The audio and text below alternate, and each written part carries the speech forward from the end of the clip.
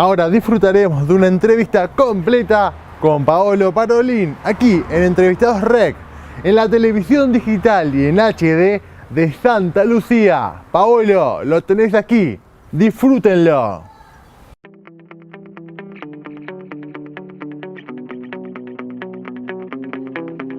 Acá estamos en Rec, en este programa especial desde la casa de Paolo Parolin, donde estaremos dialogando de un montón de temas, un montón de cosas.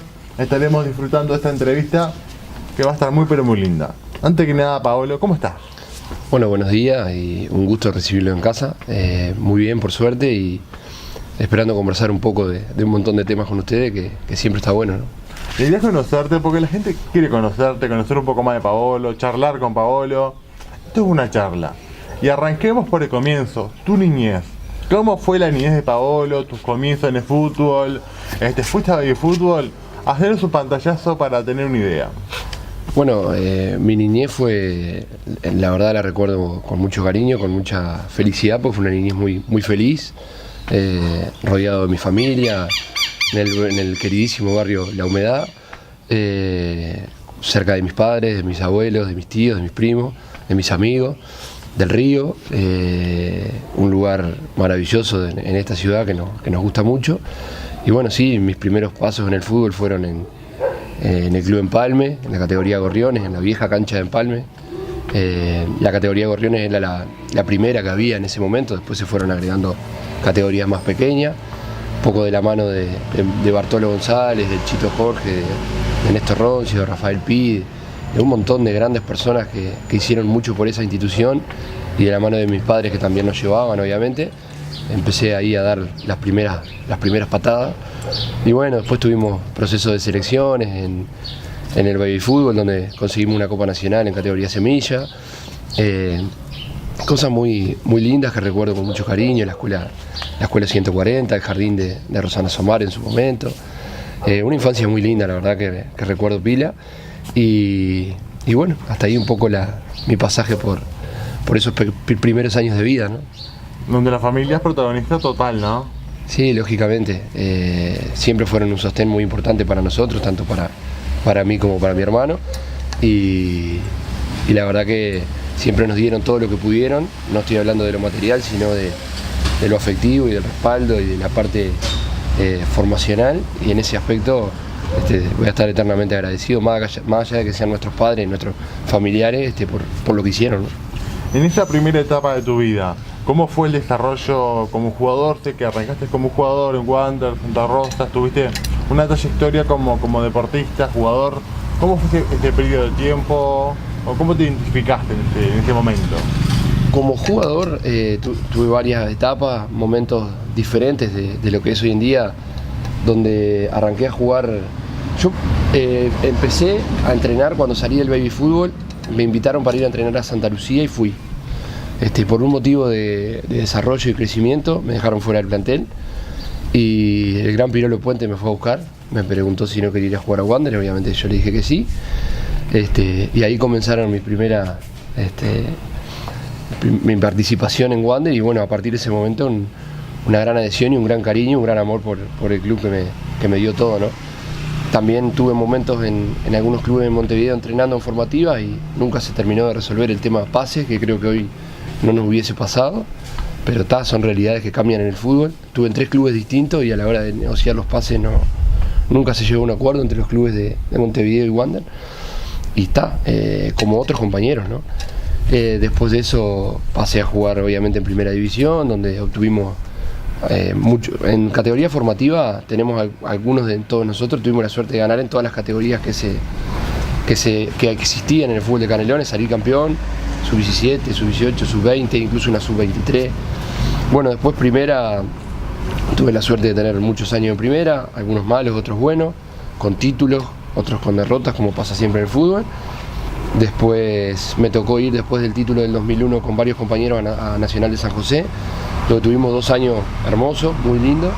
Una lesión grave después me condicionó el resto de lo que iba a ser mi pasaje por el fútbol, ya no era lo mismo, y terminé de jugué en Campana, en Universal, en Independiente, en Atlanta el Gráfico, un año en Libertad en Canelones, Y bueno, ahí un poco decidí terminar la etapa como jugador porque ya no me sentía bien, no me motivaba la parte de ir ya no sentía lo mismo a la hora de entrenar. Y bueno, me parece que lo más honesto es dejar cuando uno no se siente al 100%, dejar. Y fue lo que hice y bueno, después empecé a prepararme de a poco para incursionar en la carrera de entrenador, ¿no? en esto que tanto me gusta.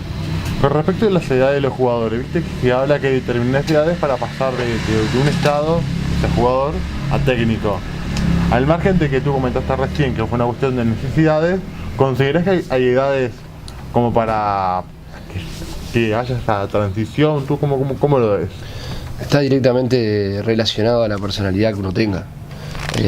Hay entrenadores que con 50, 60 años de repente no les sienta cómodo llevar adelante un plantel o un grupo, y yo creo que en el caso mío, siempre muy bien acompañado, lógicamente, lo pudimos llevar muy bien, teniendo en cuenta que en el 2012, que fue el primer año que yo dirigí Primera División, tenía 34 años, y junto con Rodrigo Irazoqui fuimos quienes agarramos ese lindo desafío de asumir ese año el compromiso de dirigir Wander, y creo que lo hicimos con mucha responsabilidad, mucho compromiso, pero sobre todo con convencimiento y personalidad también, ¿no? Aparte, Wander es un equipo local, un equipo que tiene toda una historia, toda una trayectoria. ¿Cuáles eran tus sentimientos cuando dirigías a Wander? ¿Responsabilidad, cariño? ¿Cómo era tu manejo interno en esos entrenamientos, en esas reuniones tácticas? ¿Cómo lo vivías tú? Por Wander, amor casi parecido a cualquier otro tipo de amor puro, ¿no? Hay pocas cosas que se pueden explicar de las que tienen que ver con el corazón en la vida. Y Wander es una para mí.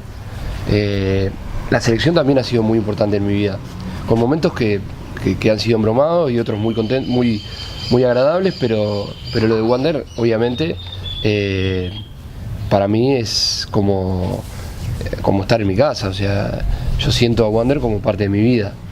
Me cuesta mucho cuando no estoy involucrado, que no me afecten las cosas que pasan, obviamente cuando las cosas que pasan y no estoy se están dando bien, lo disfruto muchísimo, como un hincha más, pero sí, tiene mucho que ver con eso, ¿no? Perfecto. ¿Y cómo ves ese folclore local, Santa Lucía, Wander? Esas épocas que íbamos a la cancha y estaban todos nuestros amigos de un lado, del otro, familias de un lado y del otro, pero una instancia de compartir, una instancia de disfrutar, domingos en familia, cuando jugábamos en el Marcelino Briano o en la cancha de Santa Lucía. ¿Cómo vivías tú esos clásicos? Yo lo vivo de una manera fantástica, ¿no? A mí me parece que los clásicos son una parte identificatoria de nuestra cultura pueblerina, es tal cual, es quizá de las expresiones culturales más importantes que tenemos. Tengo muchísimo respeto por el clásico en sí. Obviamente que siempre que me toque estar jugándolo voy a querer que el resultado nos favorezca, porque es un deporte donde básicamente el resultado es muy importante, siempre, pero respeto muchísimo a Santa Lucía, siempre quiero que esté, que exista, que esté de la mejor manera posible, que los muchachos tengan el potencial para trabajar, y es así, tiene una hinchada muy particular, muy seguidora, envidiada por muchas instituciones. A veces se tergiversa un poco, se le critica a la hinchada de Santa Lucía, y es un poco de envidia también que se tiene de parte de muchos clubes, esa hinchada bullanguera, seguidora, fiel, que quizá en el caso de Wander muchas veces no sea tan fanática, y en este momento por lo menos, y creo que es una de las cosas que habría que tratar de, como parte de Wander, ¿no? En su momento, de contagiar. Pero muchísimo respeto por el clásico y ojalá siga siempre, ¿no? ¿Considerás que Santa Lucía vive el fútbol de una manera muy particular? Que somos muy futboleros, la gente juega, por ejemplo, los niños en los cordones, en las calles. Hay toda una dinámica y folclore futbolístico en Santa Lucía. ¿Vos cómo ves ese folclore local? ¿Qué cosas consideras que están buenas para destacar? ¿Y qué cosas hay que mejorar en nuestro fútbol, digamos, local, nuestra Santa Lucía? Igual, yo creo que un poco, lamentablemente, eso iba desapareciendo, ¿no? Yo te escuchaba ahora decir el tema de los niños jugando los cordones y los campitos, y la verdad, capaz que uno anda mucho en otros lados, pero yo prácticamente no lo veo. Creo que se han exterminado los campitos, se ha construido, se ha apuntado a un montón de cosas y no se han generado los espacios para que los niños puedan seguir teniendo de manera libre esa inventiva y esas ganas de divertirse, porque tengamos en cuenta que en los clubes de baby fútbol se estructuraliza mucho el juego, ¿no? Nosotros íbamos al campito, estábamos 6 horas igual jugando, y si empezaba a llover pasábamos a jugar en el agua y en el barro, y bueno, y eso ha ido cambiando, y creo que termina afectando una parte de la sociedad, que es la parte más creativa, que es la de los niños, y eso después no se recupera, ¿no? Y este estructuralismo, esta profesionalización del fútbol, esta locura que tienen muchos padres de que sus hijos les vaya bien en esta profesión, ¿cómo viste estos momentos? También como padre, que estás como padre y calculo que ves muchas veces las presiones que muchos niños sufren o ocasionan sus padres. ¿Cómo ves hoy en día ser niño y jugar a fútbol en esta estructura también que hay medio de comunicación en un juego donde venden cosas? ¿Cómo lo vivís? Y yo creo que el problema es la manifestación, porque todos los padres queremos lo mejor para nuestros hijos, y es indudable que cualquier papá que lleva a un hijo a jugar al fútbol le encantaría que le fuese bien, que llegase en algún momento a triunfar, ¿por qué no?, a llegar a terrenos profesionales y a poder vivir de lo que le gusta. Creo que el gran problema es la manifestación, que no ayuda, que no los forma, que no los protege, y en definitiva es una expresión más cultural de lo que se está viviendo hoy en día, con temas de la sociedad del día a día, ¿no? Y creo que va un poco por ahí. La manifestación de los padres es el gran problema en este momento, a lo que tú te referís, ¿no? Muy complicada esa realidad, muy complicada. ¿Tuvieras que describirme 2 o 3 diferencias sobre el fútbol local, Santa Lucía, y las diferentes variables de fútbol que hay en el departamento canario? ¿Qué cosas considerás vos que Santa Lucía está bien parada y qué cosas considerás que Santa Lucía tiene que mejorar respecto a los lugares que vos has concurrido, los lugares que has entrenado y trabajado? ¿Cómo lo ves a Santa Lucía? ¿Tú te referías acá dentro una comparación, claro, interno. Comparando Santa Lucía con Canelones, por ejemplo? Con el departamento, con la selección, bueno, con otros lugares. Yo creo que el tema... A ver, yo veo algunos equipos que han intentado con cierto éxito mejorar en infraestructura y en otras cosas, y me parece que es lo que acá en Santa Lucía tenemos que intentar hacer. Hay un tema muy difícil, que lo han dicho muchos dirigentes, tanto de Wander como de Santa Lucía. Es muy poca la gente para trabajar, y es una realidad. Los dirigentes del fútbol, muchos de ellos se han cansado de decir que en el fútbol no hace falta plata, que hace falta gente para trabajar. Y yo creo que es real en muchos aspectos.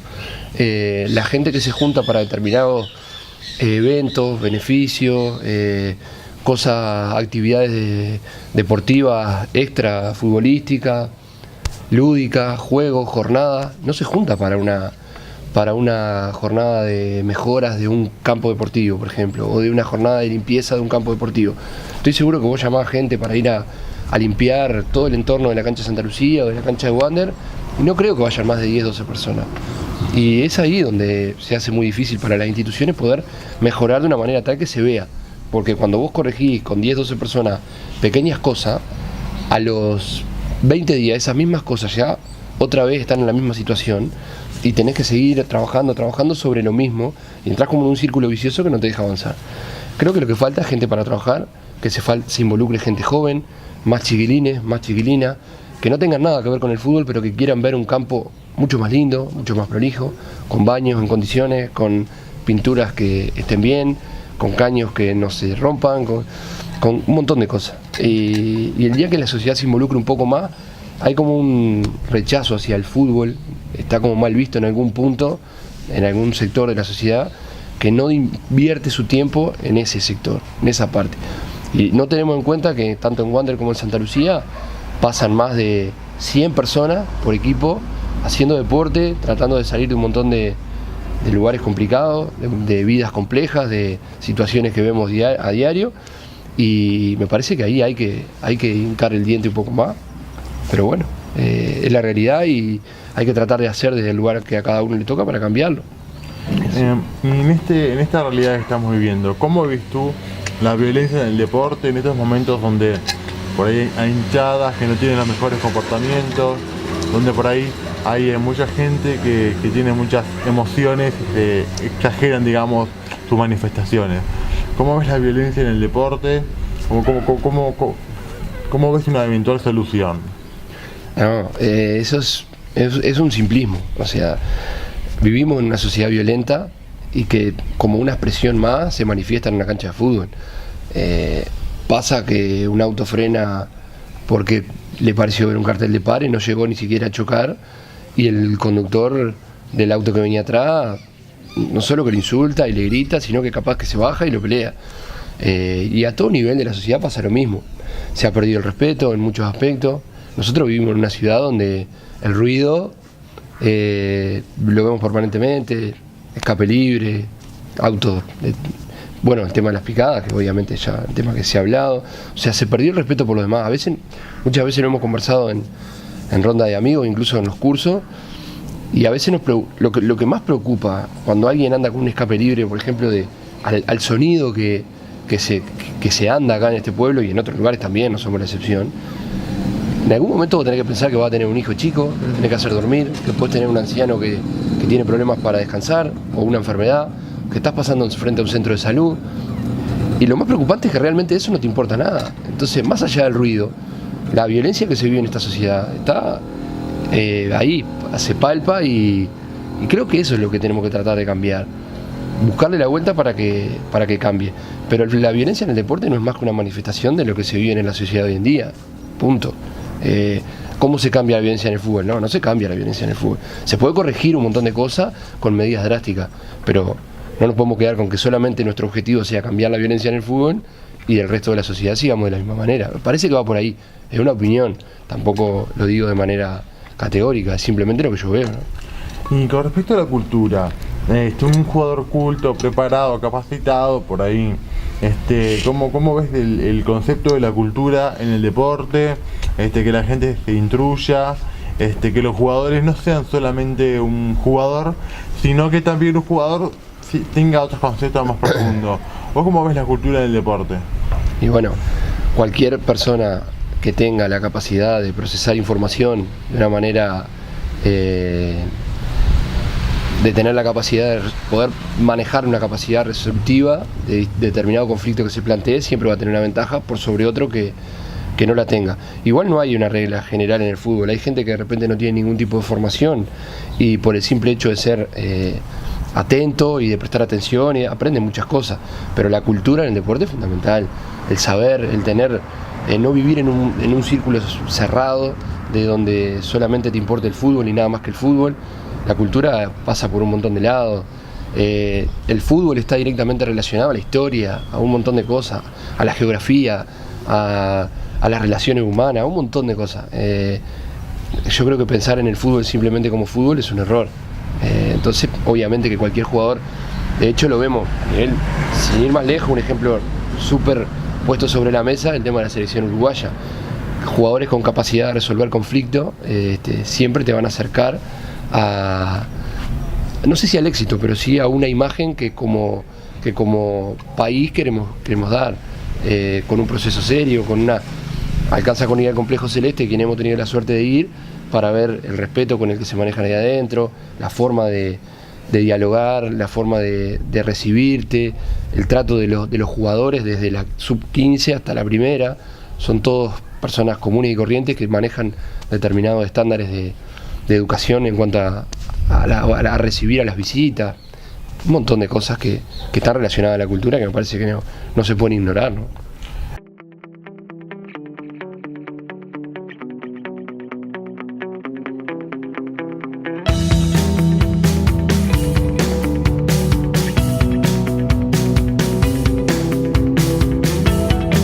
Auspicia Entrevistados Rec, fábrica de pastas Las Delicias, para sus líneas de productos secos, congelados y frescos. Néstor W. Cáceres, importador del grupo Eldon.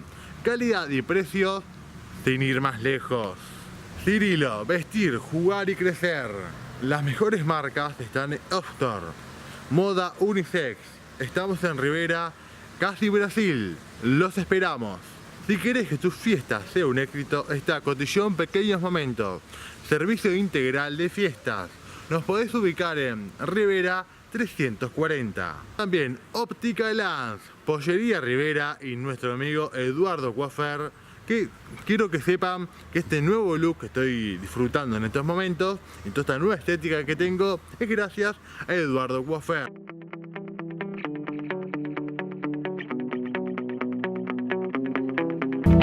Acá estamos con Paolo, aquí en su casa. Vamos a hablar un poco de los modelos de liderazgo al momento de gestionar un grupo, al momento de potenciar un grupo deportivamente, tácticamente.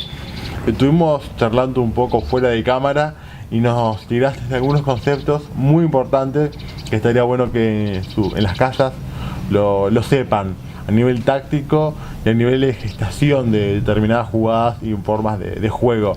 ¿Cómo ves eso? No, bueno, el tipo de liderazgo, en realidad hay muchos distintos tipos de liderazgo. Nosotros somos un tipo de liderazgo muy positivo, de reforzar siempre lo bueno, de tratar de corregir lo malo. Y el primer gran liderazgo que se gesta es en la elección del cuerpo técnico.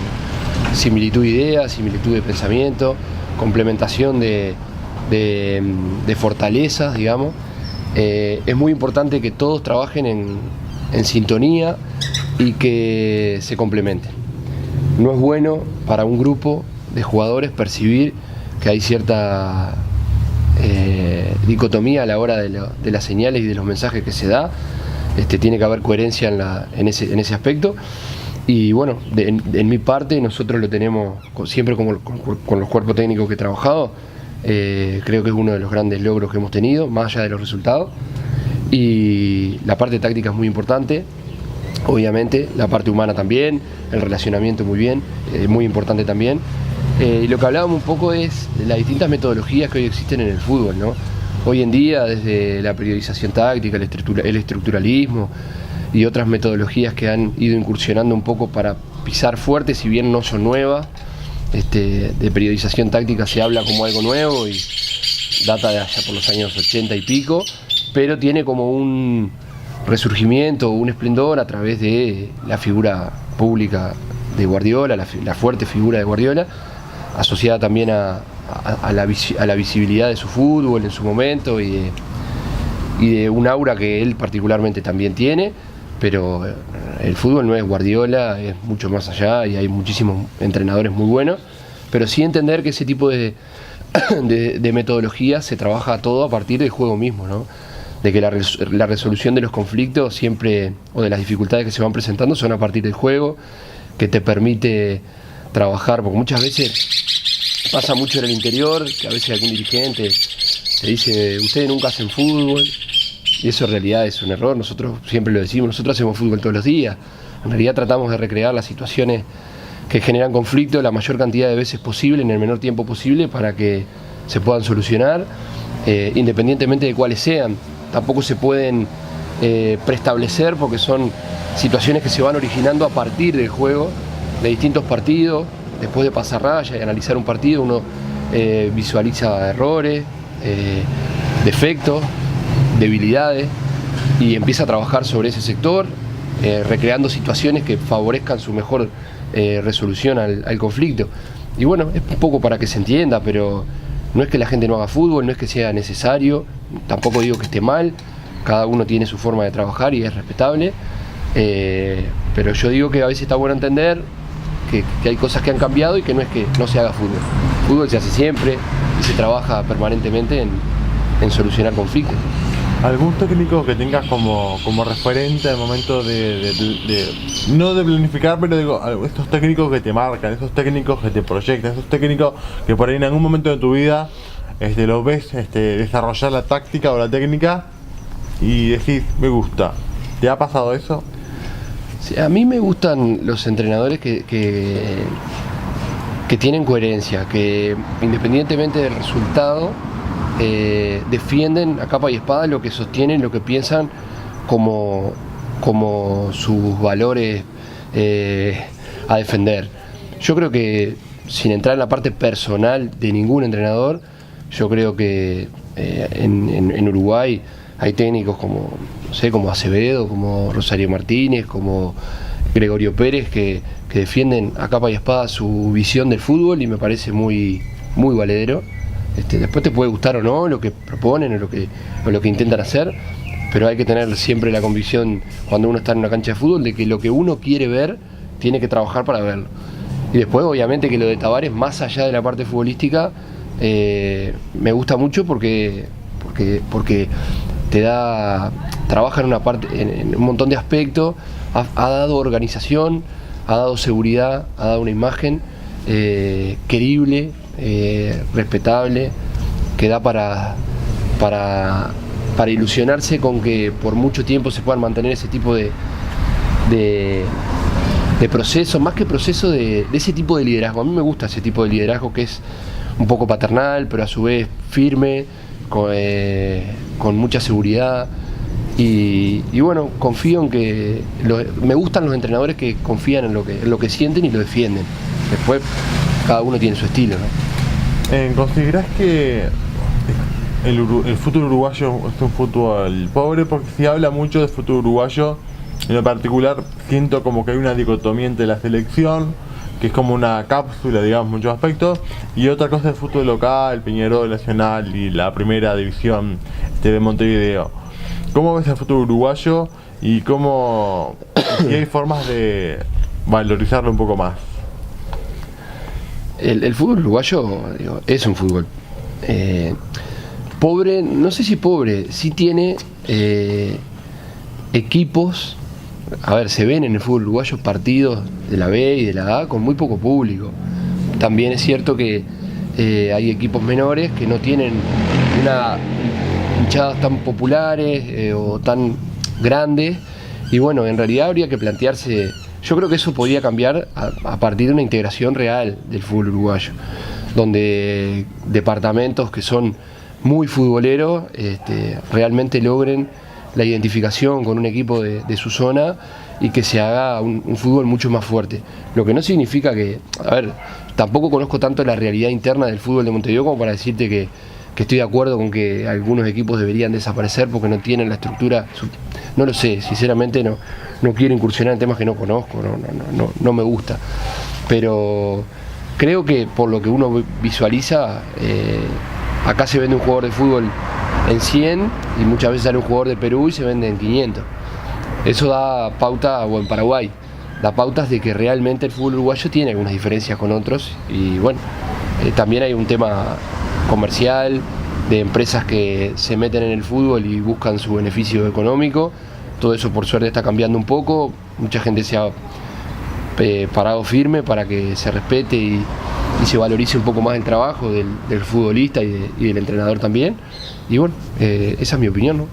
Complementando esto último que tú decías, la televisación de los partidos, que se vean en diferentes partes del mundo, potencia o por ahí tira un poco más bajo el fútbol, tomando como referencia muchos escenarios que tú ves, muchas escenografías y escenarios que tú ves y ves estadios muy vacíos como tú comentaste recién.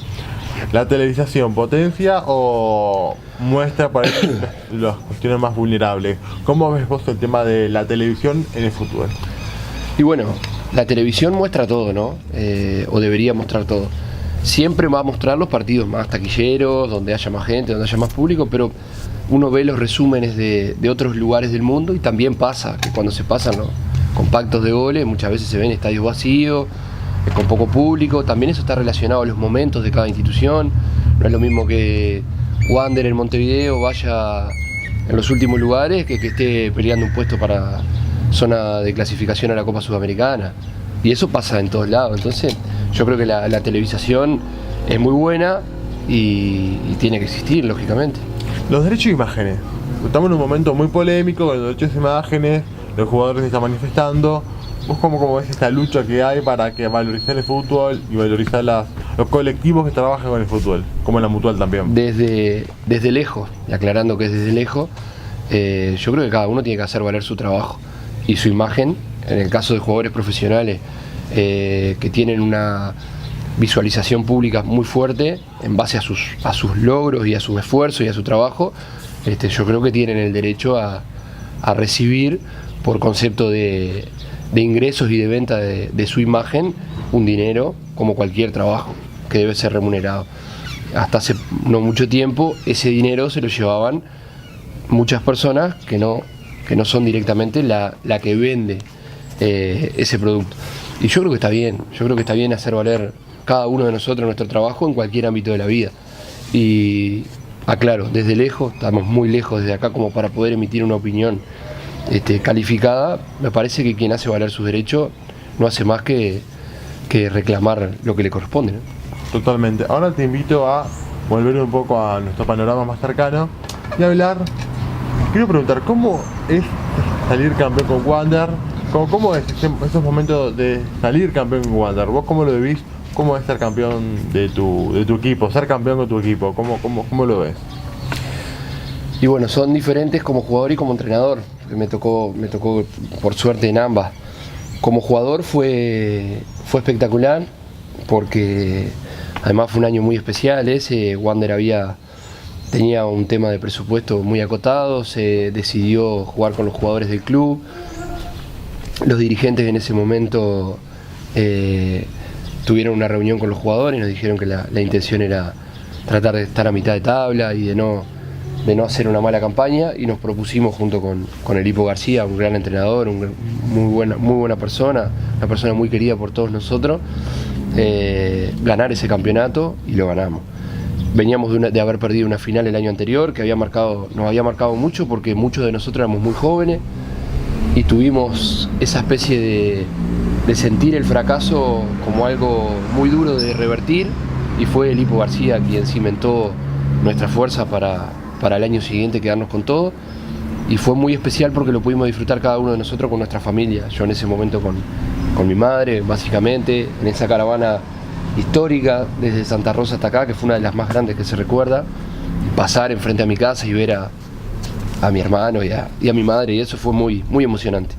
Y bueno, como entrenador también, diferente, muy diferente, pero también fue muy especial porque veníamos de las finales del 2012 y el 2013, que fueron muy duras porque nos tocó perder, de habernos ido del club en el 2014 y haber vuelto en el 2015 después de bancar 3 años de espera, y bueno, lo logramos, y la verdad que cuando el juez, cuando el último penal, la verdad que yo sentí que había cumplido un sueño que le había dado desde mí y desde todos los muchachos que estábamos ahí todo lo que podíamos a Wander, y que no había nada más para recriminarse, que habíamos cumplido con el compromiso que teníamos, y la verdad que fue espectacular y lo disfruté muchísimo. Y bueno, después todo lo que vino también fue muy lindo, pero sin duda que recuerdo, me emociona mucho, ¿no?, recordar ambas cosas, porque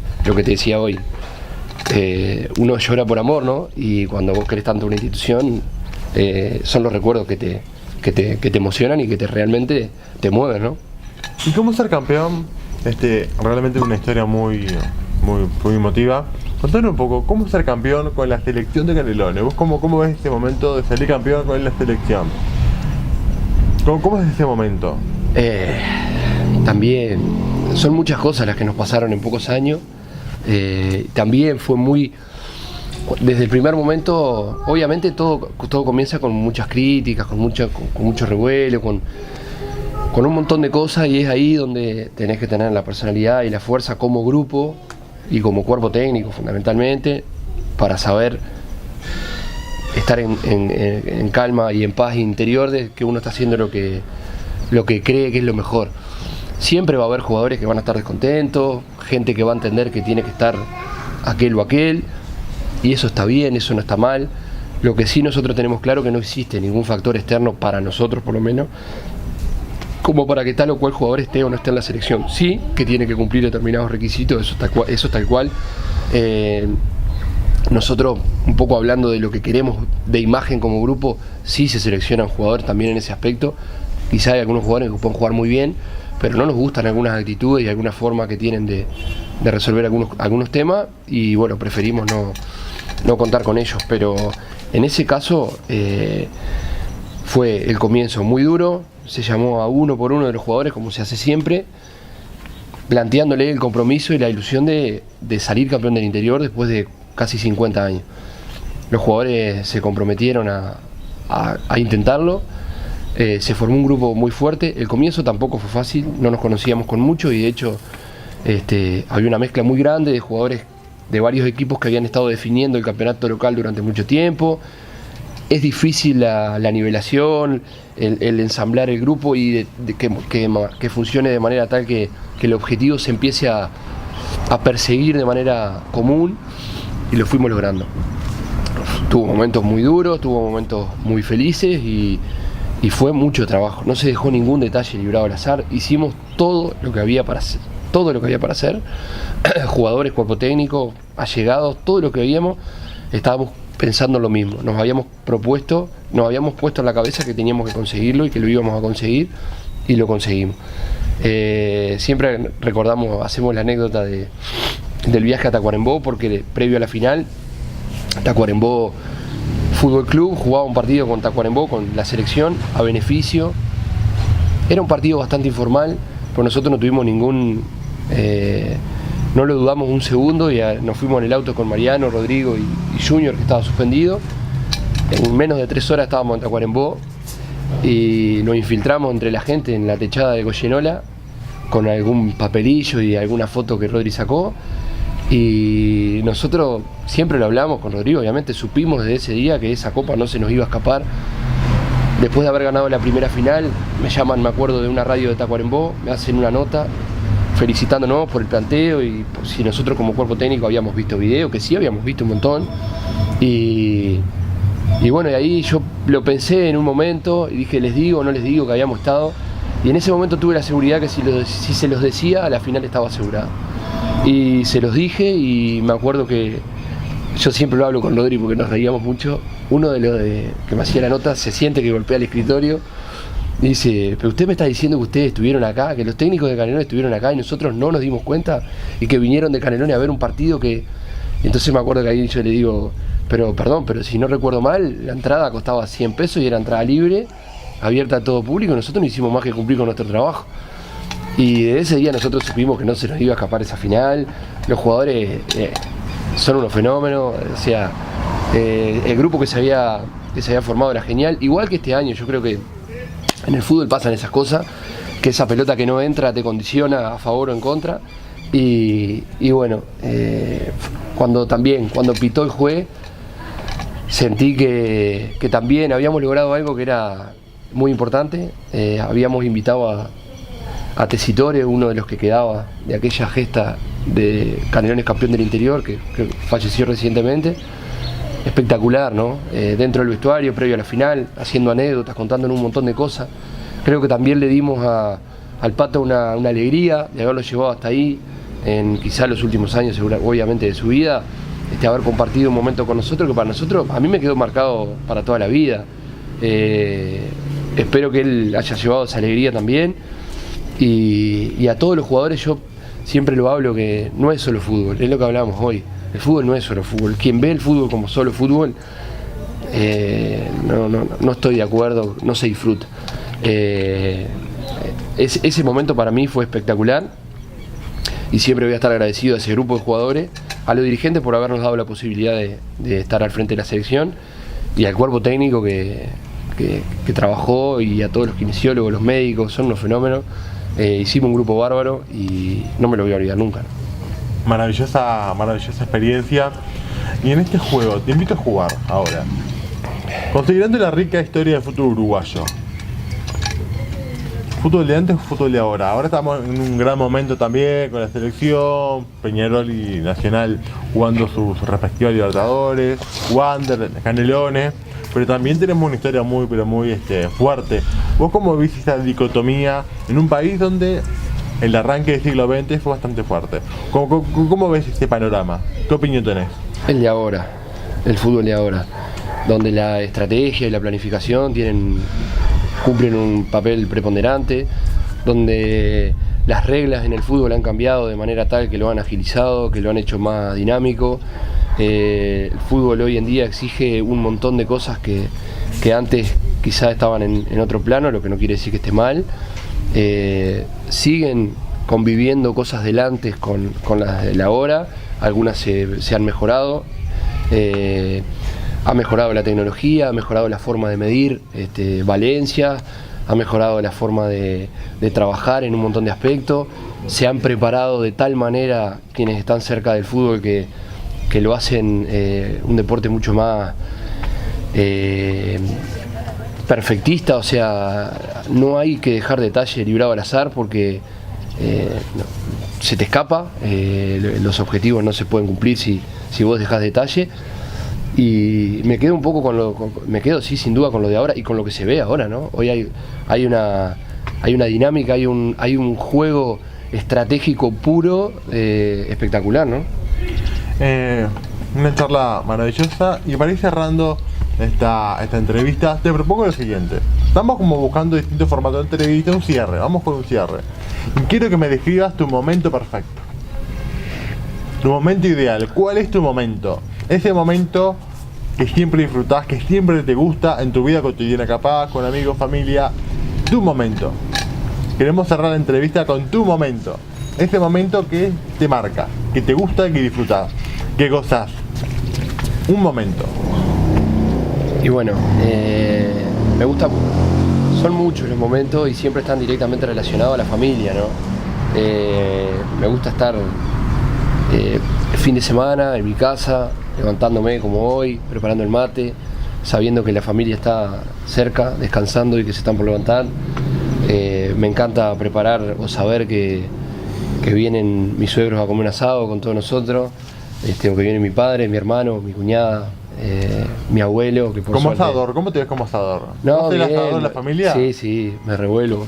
La historia gastronómica de la familia es muy larga y sí, me revuelvo. Y con tu barra de amigo, imagino, hay asado, Paolo, a la parrilla. No, sabes que no, con los chiquilines cocina Mauro, Bernardo también muchas veces, cuando se hacen comida, no en eso, ahí como que descanso.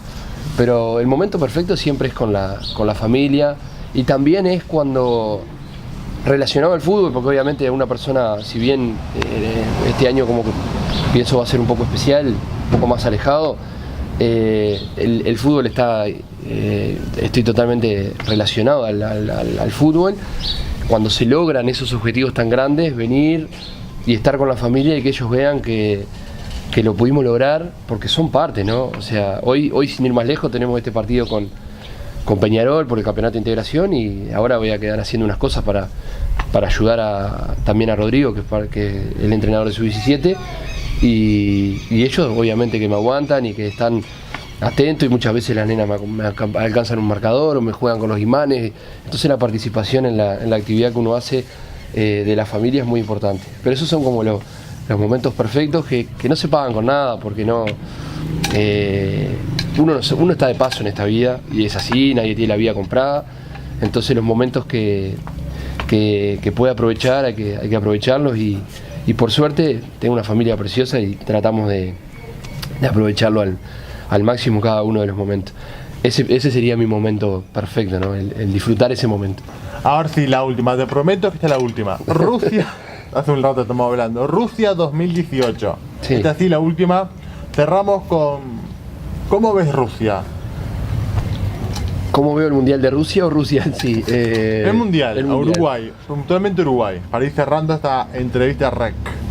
Y bueno, yo creo que Uruguay llega de la mejor manera, históricamente hablando, a un Mundial.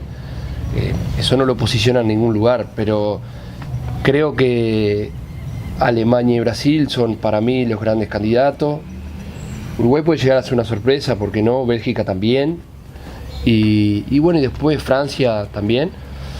Y puede haber alguna cosa más, pero bueno, pienso yo que España también puede ser una sorpresa, o puede tener un buen mundial, pero creo que va a ser un muy lindo mundial.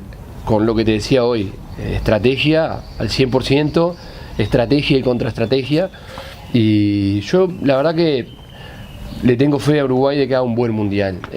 Un buen mundial también sería algo similar a lo que fue en Sudáfrica, obviamente. Pero veremos, en el fútbol a veces cambia por tantas cosas que creo que va a ser un mundial muy lindo, ¿no? Muchísimas gracias, Paolo. Acá estuvimos con Paolo Parolin en Entrevistados Rec. gracias por darnos este tiempo para dialogar y muy pronto estaremos compartiendo más información y más entrevistas en REC. Quédense allí, expectantes, que sigue en la programación de INTV.